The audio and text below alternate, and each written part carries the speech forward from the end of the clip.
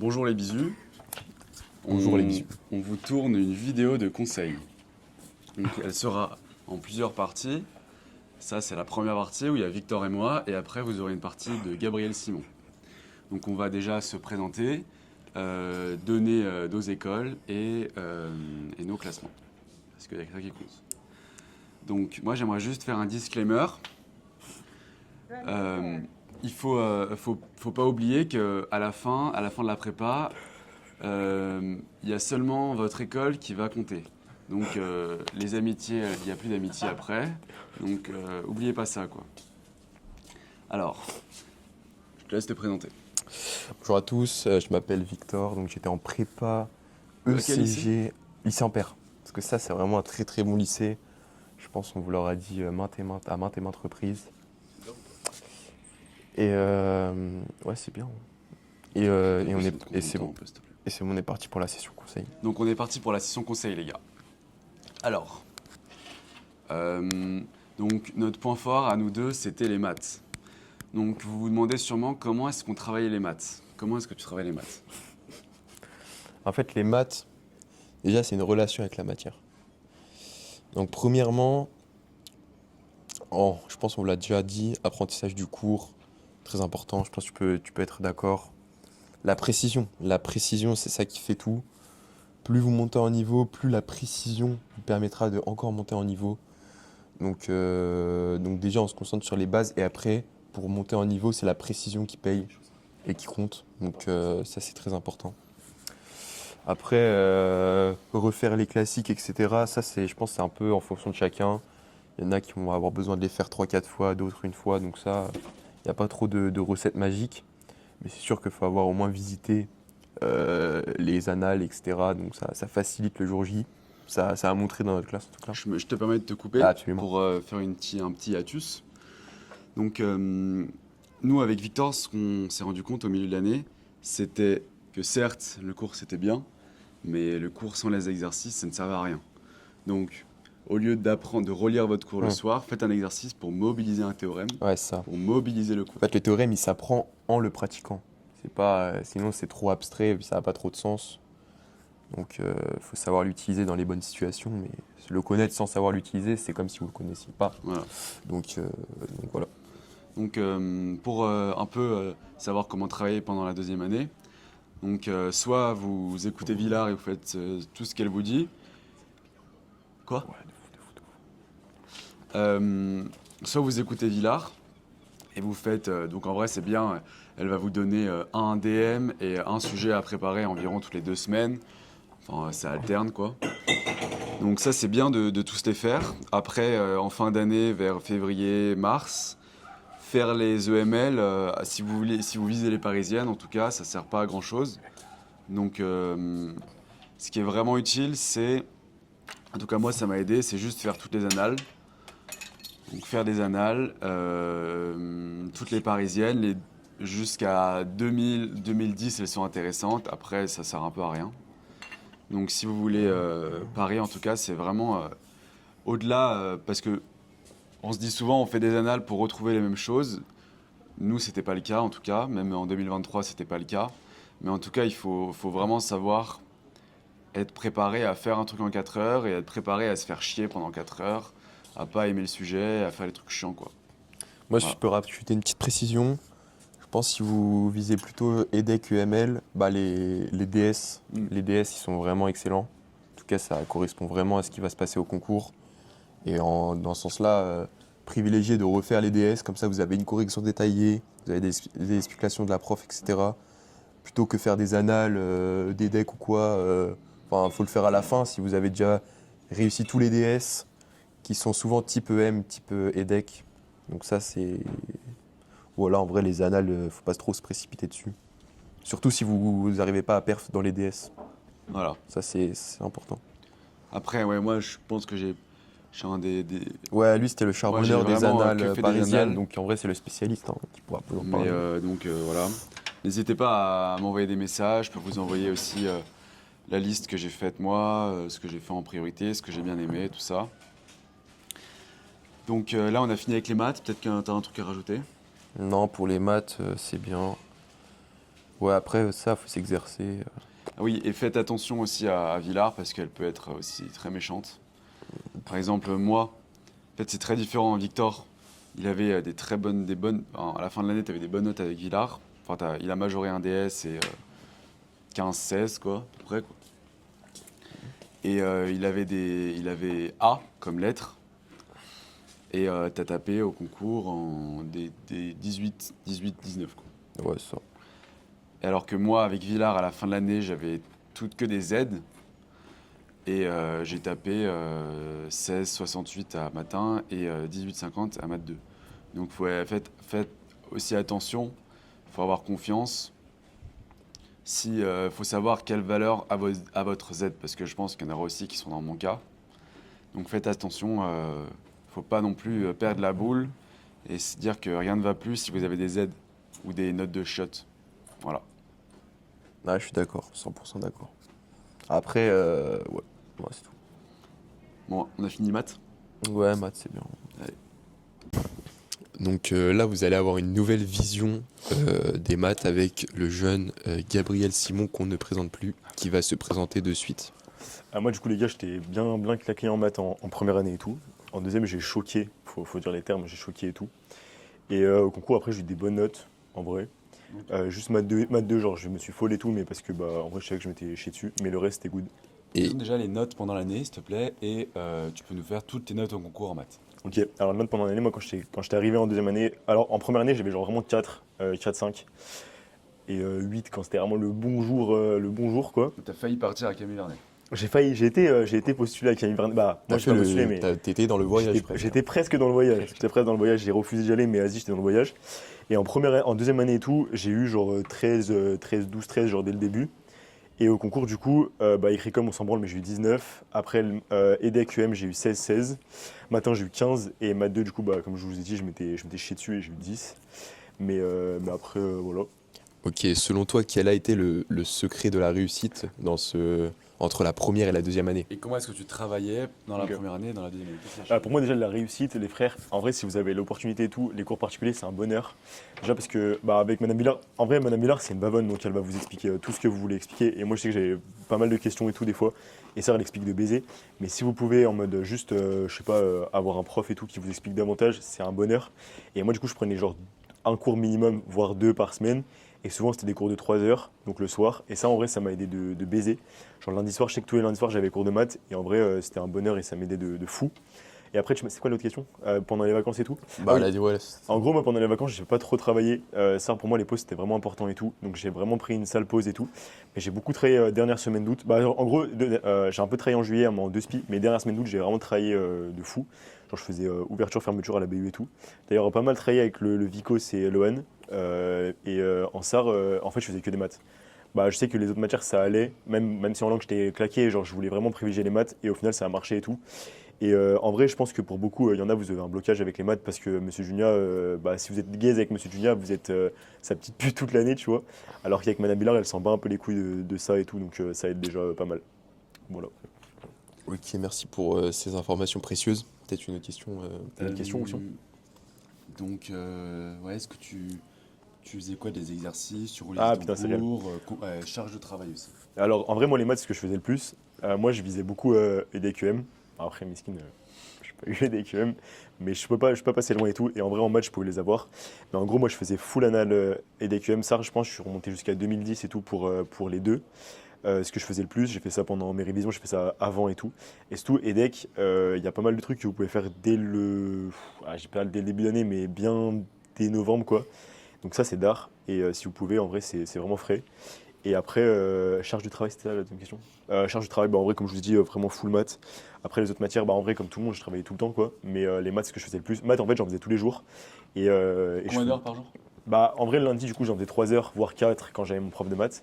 Mais sinon, tous les autres jours, j'en faisais, sans compter le week-end, je sais pas, c'est un peu différent, mais tous les jours, j'en faisais minimum 1 heure, quoi. 1 heure, 2 heures. Ok. Même toi, Et, Bah, s'il y a des questions, mettez dans le chat, hein, n'hésitez pas. Ah non, il n'y a pas de chat. petite question. Mhm. Qu'est-ce que tu faisais en cours avec Madame Villard? En cours? Tu suivais, t'étais actif, Moi, j'étais dans l'actif. t'étais Les passif. frères, moi, j'étais un T'es Babs. J'étais tout devant et tout. J'étais là, j'écoutais de baiser, je prenais tout en note et tout. Et dès que j'avais des questions, j'allais demander à Madame Villard. Je demandais sinon à la Vicos, là, qui est juste derrière. Ou alors à Clara. Clara qui était une bavonne. Donc en vrai, si vous avez l'opportunité d'avoir des gens chauds en maths et que c'est des bavons, vraiment allez leur demander. Je pense que même eux, il y en a plein qui kiffent expliquer en maths.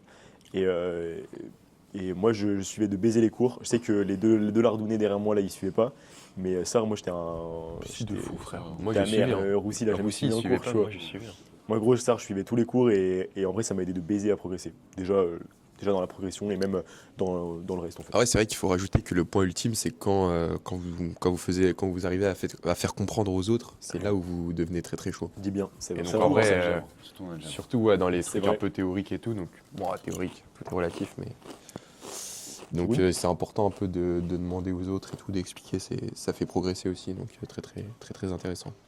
Ouais, merci Gabriel. Merci. Merci à toi.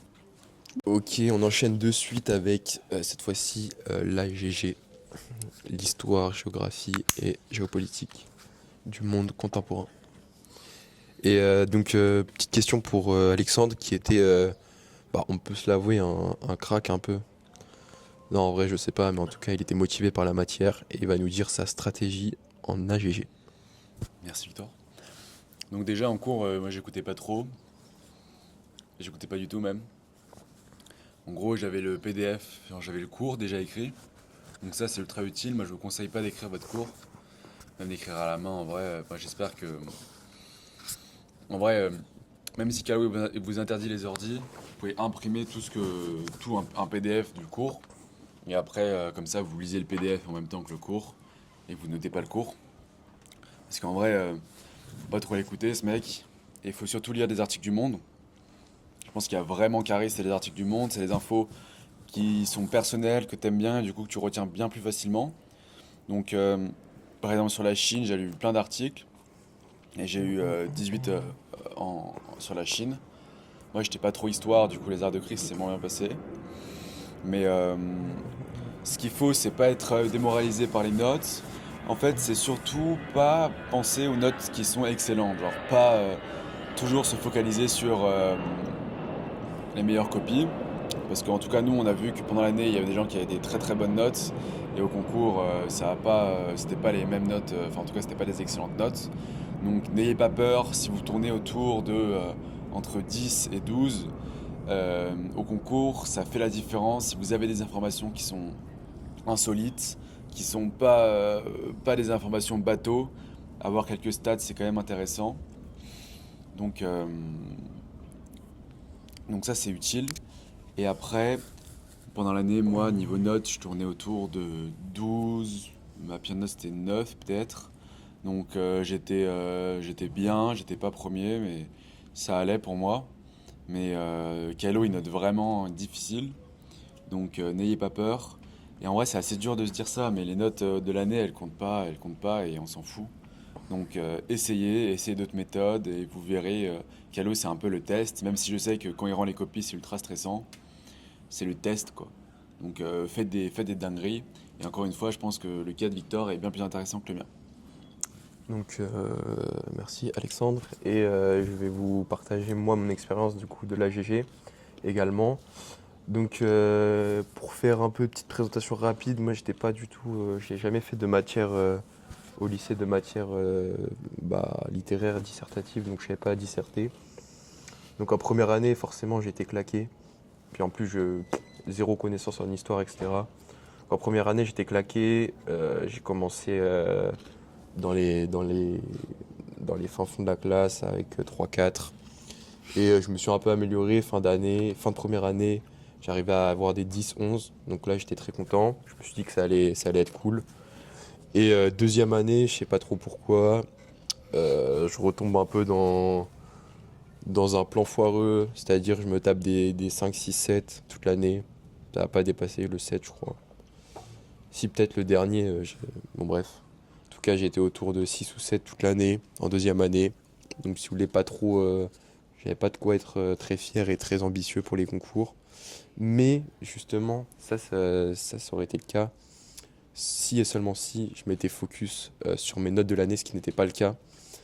En fait, notamment, j'avais un problème, c'est que j'étais très lent et je finissais jamais mes trucs. Donc, forcément, ça joue un peu sur les notes. Et ce que je veux dire par là aussi, c'est que par exemple, Alexandre, il vous parlait des articles du Monde, etc. Moi, je faisais pas du tout ça. J'étais même pas abonné au Monde. J'avais pas réussi à m'abonner. Je m'étais pas abonné. Donc, finalement, ça, il y a plein de stratégies diverses et variées.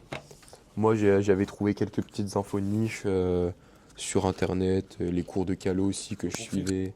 Sur Conflit, ouais, moi j'aimais bien Conflit, c'était sympa. C'est un site.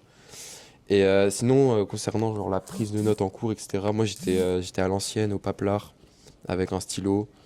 Et en vrai, ça, j'ai assumé jusqu'à janvier de la deuxième année. Et après, ça m'a saoulé, donc je suis passé à l'ordi. Je trouvais que c'était utile. Je trouvais que c'était utile parce qu'en fait, quand je suis passé à l'ordi, je jouais aux échecs après. Donc du coup, il est mieux de pas être sur mon ordi.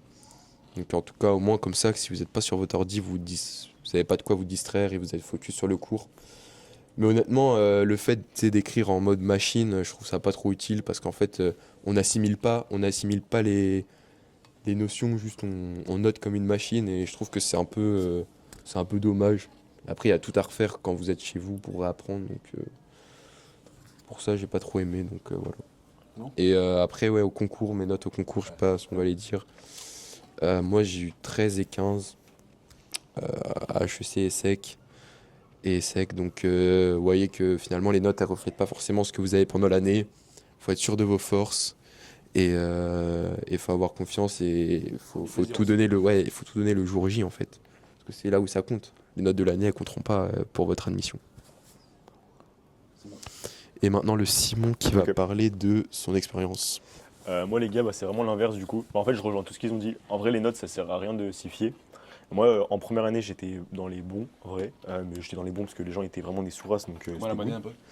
Je sais pas, j'étais à 9, 10, tu vois. Donc, en soi, je sais que j'étais 8ème, 8, 9, 7ème, pardon. Ouais, c'était un gros poisson un peu. Donc, tu sais, j'étais un mec en place un peu en géopo.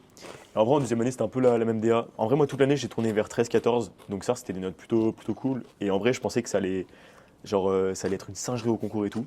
Et en fait, pas vraiment. Au concours, j'ai eu 10 à l'ESSEC et 12 à HEC. Donc ça, c'est vraiment, ça pue sa mère. Et surtout, c'est vraiment le seum ultime que j'ai au concours, c'est mes notes de géopo. Donc en vrai, je rejoins vraiment ce qu'ils ont dit.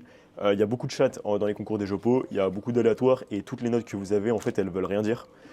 Calo, il a une façon de travailler qui est différente parfois de certains de vos correcteurs au concours. Du coup, vous pouvez vous faire enculer en fait sur la notation. Donc vraiment, faites gaffe à ça et ne vous fiez pas au concours. Ne vous fiez pas pardon, aux notes de l'année. Moi, le problème que j'ai eu, c'est que j'ai pas trop taffé la géopo. En vrai, j'étais plutôt bon et tout, du coup, j'ai revu mon cours, normiche, mais j'ai pas de fou travaillé. Je sais qu'il y a des gens qui ont vraiment travaillé la géopo genre pendant les révisions. D'ailleurs, Alexandre l'a fait et tout, tu travaillais quand même pas mal, genre là, tu faisais des heures de géopo, tu vois. Alors que pour le coup, moi, j'ai vraiment pas beaucoup fait d'heures de géopo. Genre, je me suis mis un peu à la fin et tout des révisions en Y, en mode il faut que je connaisse mon cours. Du coup, au niveau de mon cours, je le connaissais, mais en fait, j'ai fait exactement comme je faisais toute l'année et je pensais avoir des notes similaires, voire mieux. Et au final, j'ai eu moins, voire pire, quoi. Donc, c'est pareil, en fait, c'est la même chose. Mais du coup, ouais, non, ça, je rejoins vraiment ce qu'ils ont dit. Faites gaffe à vos notes, ça veut rien dire sur ce que vous aurez au concours. Et juste, soyez des goths et soyez un peu avec des arguments de niche et soyez stylés, quoi. Voilà. Ok, donc on se retrouve pour un nouvel épisode, cette fois-ci tourné sur les langues vivantes A et B. Et ça va commencer sans plus tarder sur l'anglais, je pense. Sur l'anglais. Ça paraît intéressant. Ok. Donc, toi, Alexandre, qu'est-ce que tu as pensé déjà de tes 2 années de prépa en anglais avec Miss Legrand? Donc, moi, j'arrive en prépa assez confiant en anglais. J'avais le Cambridge C1, tout ça.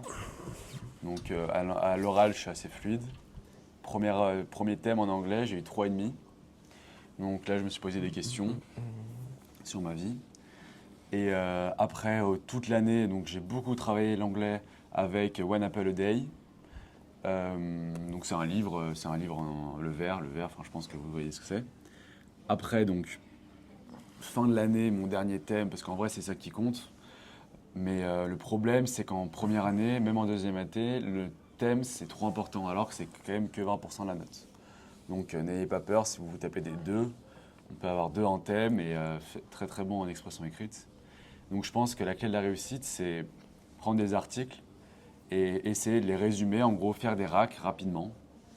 Vous prenez un article, vous le résumez en anglais, Et après, vous l'envoyez à ChatGPT, vous lui dites, bon, quelle note tu m'aurais mis euh, quelle note tu m'aurais mise et pourquoi et quelles sont les fautes que j'ai faites. Et ça, c'est ultra utile parce qu'au-delà du thème, donc en anglais, moi j'ai eu, mon concours, j'ai eu 10,5, mais à la fin, j'avais quand même bien remonté. J'étais vraiment une douille, surtout en grammaire. Donc dernier rack, j'avais eu 12. Ah non, j'ai eu 12, pardon, j'ai eu 12 au concours.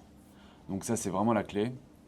C'est vraiment de, euh, de charbonner l'expression écrite. Et donc, toi, Victor, je sais que tu as un profil assez particulier en anglais. Est-ce que tu peux nous en parler? Bien sûr, donc merci pour cette présentation de ton parcours. Moi, concernant l'anglais, c'était un peu compliqué. Bon, clairement, j'étais très très nul. Dès le début de la prépa, comme à la fin de la prépa. Tu peux Et noter tes c'est notes un pas peu une. Mes notes pendant l'année? pendant l'année. Bah, je pense que première année, ça va, je me stabilisais un peu avec les petites connaissances que j'avais tu vois, de base, mais ça devait tourner autour de, je pense, fin d'année 7-8, pas plus. Donc Et comment la dernière rack? à la dernière rack, en deuxième année, là c'est compliqué. Ça a terminé au fond de la classe avec un petit 3, il me semble. T'es cool au Donc, concours? et justement, ça, donc deuxième année, je pense que toutes les épreuves BCE, j'ai dû tourner autour de 4, 5, 6, 7 peut-être, maximum. Et concours, finalement, j'ai eu 11. Bon, un peu un coup de chance aussi, il faut le dire. Mais c'est pour dire que forcément, faut pas trop. Enfin, les langues, c'est important, mais finalement, c'est pas une matière qui est très très fiable, hein. Comment tu travaillais les Contrairement à ce langues? qu'on pourrait penser. Tu travaillais comment les langues, genre dans l'année? Bah moi, les langues, c'est pas, j'aimais pas beaucoup. Bah l'anglais, en fait, je pourrais pas trop en parler. J'ai pas trop travaillé l'anglais, pas du tout. Mais bon. Après, si vous êtes chaud en anglais, bah, je pense que vous n'avez pas besoin de travailler l'anglais. Et si je pourrais dire un petit truc sur les langues de manière générale, si on vous parle un peu beaucoup de la civi, mais très honnêtement, la civi, c'est inutile au possible. Enfin, ça sert vraiment à rien. Sauf si vous voulez avoir le 20 sur 20. Mais honnêtement, si vous voulez assurer une note entre, je sais pas, 13 et 15, sans aucune connaissance de civi, ça peut très bien se faire. Juste vous suivez les petits trucs qui se passent pendant l'année. Et franchement, moi, je trouve que ça suffit largement. Ok les frères. Moi en anglais j'étais la sourasse ultime, surtout en première année. Bah, il y avait Maxime avec moi mais on était vraiment deux petites merdes. Moi j'étais vraiment autour de, je sais pas, de 3. En vrai j'étais ouais, 3, 4 grand max et tout. Bah thème j'avais toujours 0,5, 1. Ça c'était vraiment la constance. Et après rack et tout j'avais genre 4 mais j'étais vraiment claqué et tout. Et le grand elle était dépressive sur mes copies vraiment. Après en deuxième année j'étais vraiment éteint aussi. Mais du coup j'ai pas mal travaillé les langues, bah surtout l'anglais parce que vraiment je voulais avoir une note correcte et tout au concours. Et au final j'ai eu 10. Donc en vrai c'est d'art parce que je m'attendais vraiment à bah, un jeune 7 donc ça a l'air plutôt cool. Et j'ai pas mal progressé parce que du coup fin d'année j'étais à 7-8 sur les épreuves BCE. Non j'étais à 7 en vrai, j'étais à 7 sur les épreuves BCE. Du coup 10 au concours et écrit comme 12 et demi, ou 13 je sais plus, 12 et demi je crois. Mais du coup en vrai j'ai tapé la moyenne en anglais ce qui était pas gagné d'avance. Et en vrai, pour moi, du coup, là, je reviens sur ce qu'a dit Roussi. En vrai, les articles, c'est le bonheur et tout. Moi, je m'étais abonné à. Comment ça s'appelle? The Economist? Ouais, mais à The New York Times. Enfin, j'étais abonné et tout. Du coup, j'avais les articles tous les jours. Et pareil, je faisais voilà les trucs, les thèmes, des versions, les deux. En vrai, genre, je prenais les articles du Monde que je traduisais, que je faisais corriger à ChatGPT. Et je faisais des racks, même des fois des essais et tout. Et après la CV, pour le coup, moi aussi, du coup, la CV, je l'avais un peu mis de tech. En gros, j'avais la flemme de la réviser avant les concours, bah, pendant la période de révision, parce que j'avais pas trop le temps et tout. Je m'étais dit, ah, je le ferai et tout. Au final, je l'ai pas fait, parce que j'avais pas le temps et ça me faisait chier de le faire. Et en SAR, il y en a pas de baiser besoin, parce que en vrai, dans les articles, il y a plein de trucs. Et forcément, vous avez des connaissances de trous de balle sur un thème ou deux. Donc, ça, non, c'est pas l'utilité, quoi. Voilà. Ok, si je peux me permettre de rajouter un truc, je dirais surtout que quand vous faites vos épreuves écrites, en fait, il faut surtout se concentrer en langue à pas faire de fautes. Et donc ça, faut juste, même si vous avez un doute sur une formulation et tout, moi je pense que c'est plus judicieux de pas la mettre tout court que de risquer de faire une faute. Et donc de faire des phrases peut-être plus simples, mais au moins sans faute, je pense que ça paye toujours plus. Ok, donc nouvelle vidéo cette fois sur la LVB. Et en ce qui nous concerne, ça va être donc LVB Wesh. allemand. Quoique il était LVA allemand, mais en tout cas c'est juste pour parler de l'allemand, en gros, vous avez compris. Donc Alexandre, raconte un peu ton profil un peu en Ok. allemand pour qu'ils comprennent. Donc Qu'ils moi, comprennent. j'ai la binationalité allemande, donc je suis allemand quoi.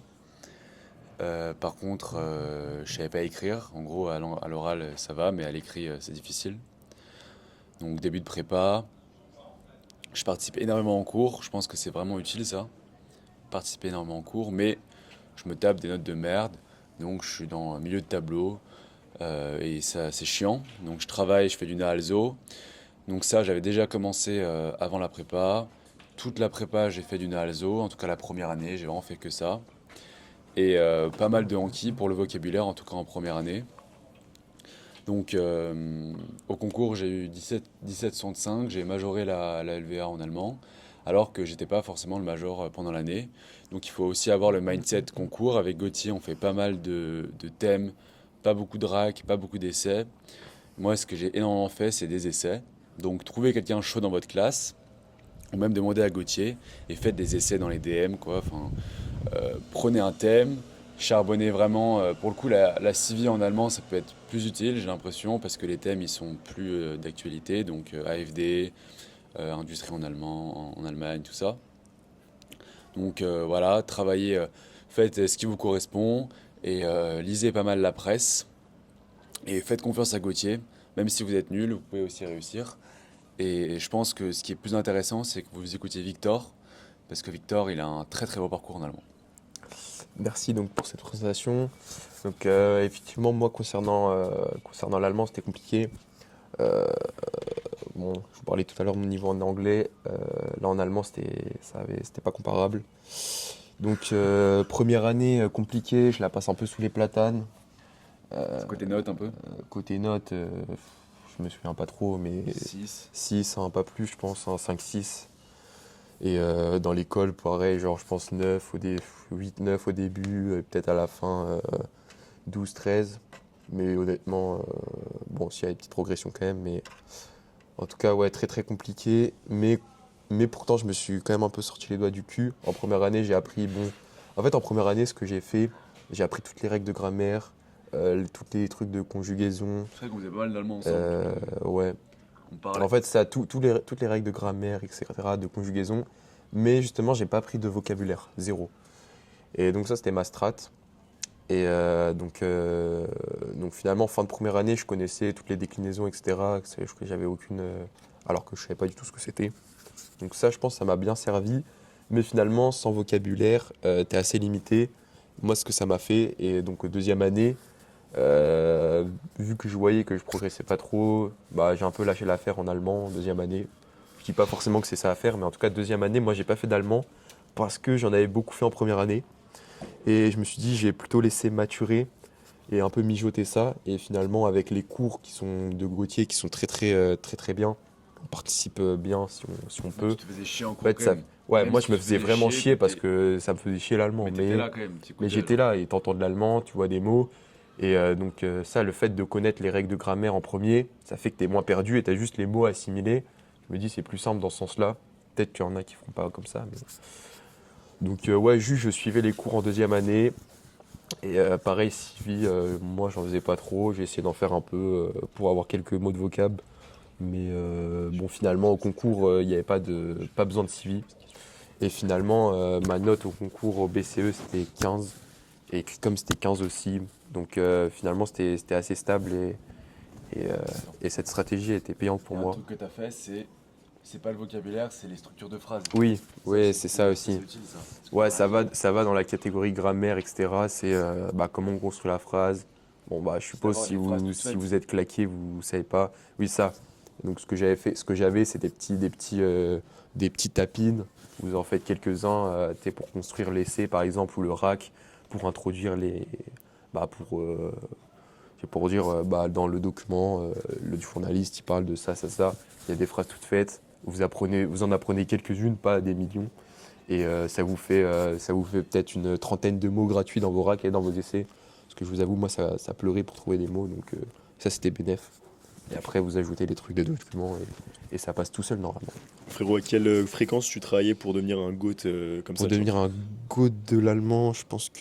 En vrai, première année, bah, en fait, il n'y avait pas de fréquence. Moi, j'étais pas trop planning, etc. C'était un peu au feeling. Mais bah, deuxième année, j'en ai pas fait que les cours.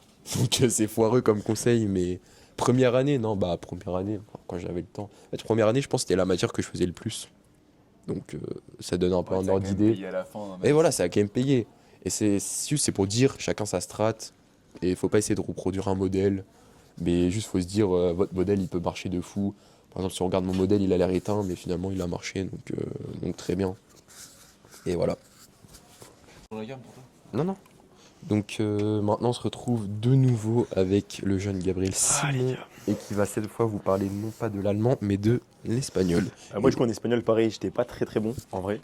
C'était pas en vrai, au lycée, genre, j'étais ok, mais j'étais pas un masterclass en espagnol. Et du coup, en prépa, bah, c'était un peu le même modèle. En vrai, nous, en espagnol, on branlait vraiment rien en première année. La prof, d'ailleurs, elle s'en plaignait beaucoup. Du coup, en deuxième année, on a plus taffé et tout. En vrai, moi, l'espagnol, je sais pas des maxi conseils à vous donner, parce que, en fait, j'étais bon dans l'année, genre, j'avais 12, 13, quoi. Mais par contre, j'étais une sourasse au concours, j'ai pas eu des très bonnes notes, genre, j'ai eu 10, quoi, donc c'est pas ouf. Mais en vrai, non, je sais pas des maxi conseils. Moi, juste, j'ai fait v'là le Anki en vrai. Genre, j'ai appris plein de mots de vocabulaire et tout, et genre, je le faisais tous les jours, ça, pour le coup. Donc, du coup, ça m'a pas mal aidé dans l'année, en vrai. Et à avoir des mots un peu stylés, même sur les euros, parce que les euros, en espagnol, j'ai eu des vraies notes, par contre. Mais ouais, pas tant que ça. Les notes. Bah, du coup, en vrai, surtout à Schema, mais à Schema, j'ai eu 17 du coup à l'oral d'espagnol, ce qui est plutôt d'art. Et c'est ce qui m'a bien mis pour la suite, quoi. Voilà. Ok, bravo. C'est bon. Ouais, c'est good. Donc maintenant, on va passer à la philosophie et lettres. Donc voilà. Là, ça va être un cas un peu spécial. On va interroger Alexandre déjà. Alexandre, qu'est-ce que tu peux nous faire un petit débrief de tes années de philo et de tes notes au concours et tes résultats et ton feeling avec la matière un peu? Donc moi, j'ai eu un bon feeling dès la terminale avec la matière. J'ai eu 16 au bac. Et j'arrive en première année.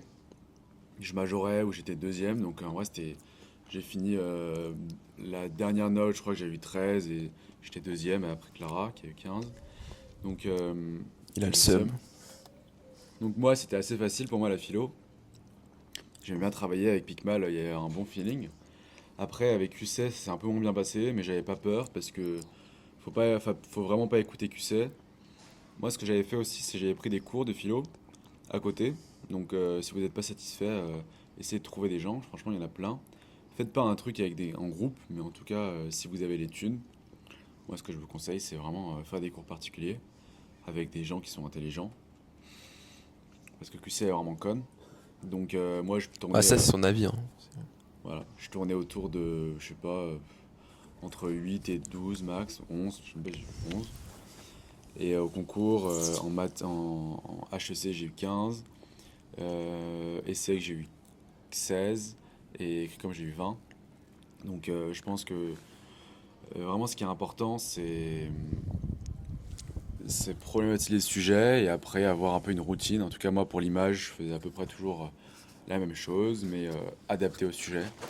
Donc après, vous pouvez m'appeler pour en parler plus profondément. Et donc en cours, je faisais tout sauf écouter QC, je faisais mes trucs de philo. J'ai jamais joué à des jeux ou fait le coin, mais en tout cas, je lisais des articles de philo où je révisais mes cours. Donc voilà. Ok, merci. Moi, j'ai pas du tout de conseils à vous donner parce que j'étais pas très bon et ça sert à rien. Donc voilà. Gab, est-ce que t'as des trucs à dire un peu? Juste, je peux vous dire, tu sais, tout le monde va vous dire peut-être, ouais, QC, faut pas l'écouter. En vrai, faites ce que vous voulez, mais voilà. Bah, toi, tu l'as écouté ou pas? Bah moi, en fait, j'ai semi-écouté, pas trop écouté. En fait, je pense que j'avais jamais vraiment compris la méthode, donc ça a pas marché pour moi. Mes notes, c'était 7 et 8 au concours, donc voilà, pas terrible. Ok, bah moi, ça va être un peu comme le Vic. Moi, j'ai eu 7 et 10, donc c'est un peu la même chose. Moi, globalement, en philo, j'y allais pas trop en deuxième année. Je faisais pas mal de maths en fait pendant les cours de philo, mais du coup, j'allais pas. Je restais chez moi et je faisais des maths.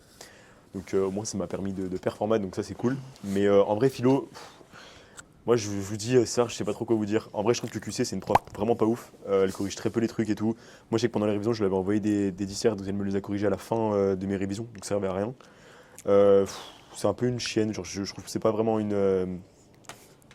Non, c'est un peu Gars, méchant. dites pas ça, la vidéo, elle va être dans le truc. Non, mais Trop bête. c'est pas un bavon, en fait. C'est la seule prof, je trouve, qui est vraiment pas le bavon.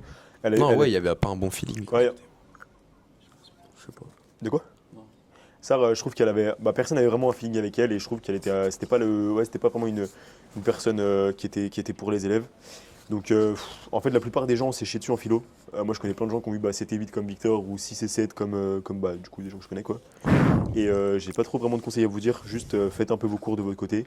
Demandez à QC. Ça, par contre, pour le coup, elle est cool. Quand vous avez des infos à demander et tout ça, moi, je lui ai demandé plein d'infos sur des auteurs qu'elle explique un minimum. Mais en fait, elle a un peu sa méthode, elle se remet pas trop en question. Et ça fait des années que ça marche pas et des années qu'elle continue à faire ça. Donc, bah, bon courage pour vous. J'espère que vous l'aurez pas et que vous aurez Monsieur Bournet. Parce que bah, si vous avez Madame QC, bah, c'est chiant pour vous, quoi. Donc bonjour à tous, on va se présenter rapidement pour que vous arriviez à situer un peu notre profil et après vous aurez les détails dans chaque matière. Pour pouvoir apprécier nos conseils précieux et Donc chaleureux bah Alexandre, tu peux commencer je pense directement. directement. Donc bonjour, je m'appelle Alexandre Roussillon-Serre. Je suis nonchalant et vous m'avez jamais vu pendant l'année parce que je suis mystérieux. Donc moi j'ai fini 276 au concours HEC.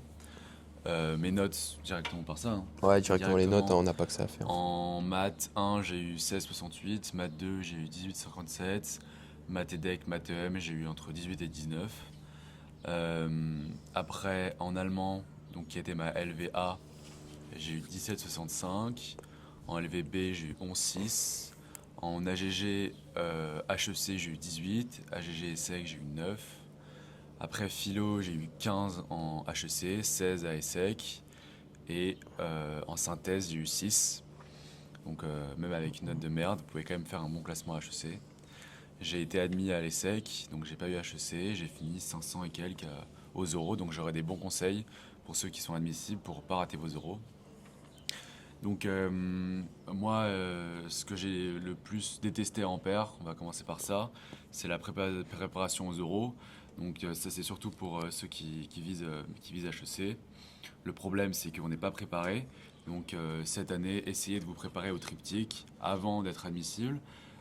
Aussi à l'épreuve d'histoire géopo, parce que l'école d'AGG c'est très drôle, mais sans question, c'est pas du tout ce que vous allez vivre.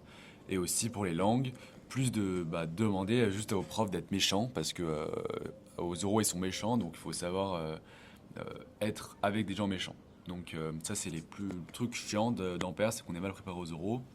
Après moi, quelle personne j'étais dans l'année, je travaillais beaucoup. Je travaillais pas mal avec Victor au palais, avec Gabriel un peu moins. Mais ouais, c'était ça. En vrai, j'allais souvent au palais. Je faisais 8 heures. Je faisais pas du tout de hanki la deuxième année. Première année, j'en faisais beaucoup. J'avais un peu un rythme particulier. Je faisais que des annales de maths, mais je travaillais toutes les matières. Il n'y avait aucune matière que j'ai pas du tout travaillé. Même la synthèse, alors que j'ai eu 6, je la travaillais beaucoup. Donc vraiment, soyez réguliers. Travaillez tout le temps, tous les jours. Mais je pense que ça sert à rien de se coucher trop tard. Ça a marché pour certains, mais je pense que l'hygiène de vie c'est quand même important. Et je faisais pas mal de sport, j'allais courir aussi. Donc surtout avant les DS, d'aller courir c'est bien. Et je pense un truc qui est aussi ultra important, c'est ne réviser pas du tout avant les DS, parce que comme ça vous apprend à ne pas réviser avant les concours. Parce qu'avant les concours, il faut vraiment se dire qu'on est prêt. Et il faut savoir aussi qu'on n'est pas prêt avant. Donc ne vous fiez pas aux notes. Moi, j'étais pas du tout dans le top du classement. J'étais genre 11e, 10e, même jamais 10e.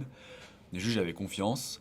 Et n'ayez pas peur de dire que vous êtes le top 3, même si vous êtes dernier.